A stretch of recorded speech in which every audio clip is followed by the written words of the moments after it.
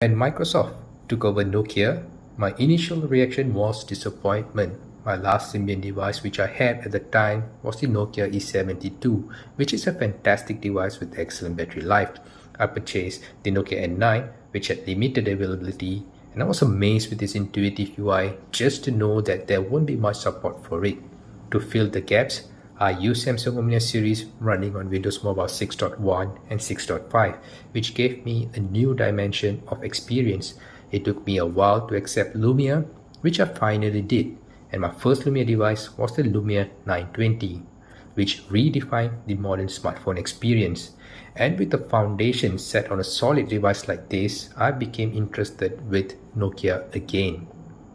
Each device launch had uncompromised user experience and sets a benchmark for each class. The Lumia 830, which was announced in the late 2014, was one good example of how a mid-range should be, and this, in my opinion, was the original flagship killer. The Lumia 830 is a flagship killer, but what makes it a flagship killer? There are many devices these days that started out as flagship killer, but they don't turn out well in most cases. Windows Phone 8.1 and subsequent Windows Phone 10 were built from the ground up to ensure fluid interface, which was the aim of Microsoft back then, competing with the Apple iPhone. The animations were smooth and the transitions are calm so as to hide the delay of launching the app, which was a brilliant move. It doesn't stutter like Android back in the days.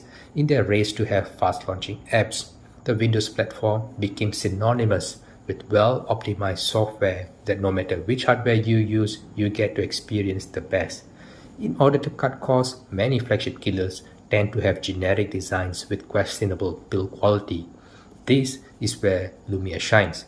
The Lumia 830 design isn't a budget design, nor is it in its build quality. It is a skimped-down version of the Lumia 930, a flagship device, but the experience with the Lumia 830 was really fun. It is slim at just 8.5mm and weighs next to nothing at 150 grams. The 5-inch HD display is protected with Corning Gorilla Glass 3, and this is backed with a clear black display. So, where did they cut costs?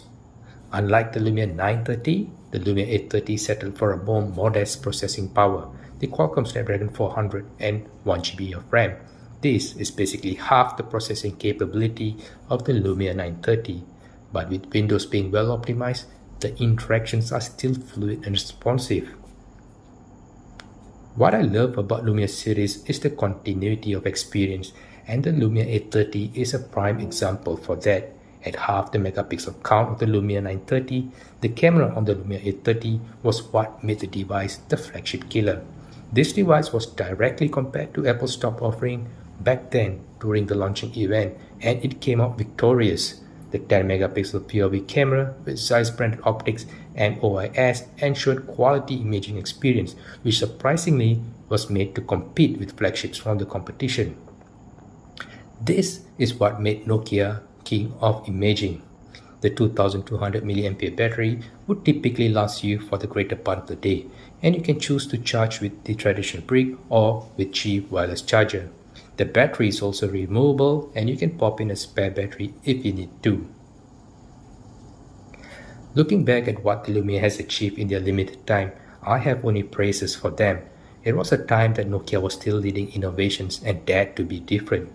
If you have your Lumia devices with you, it's time to power up and relive the good memories.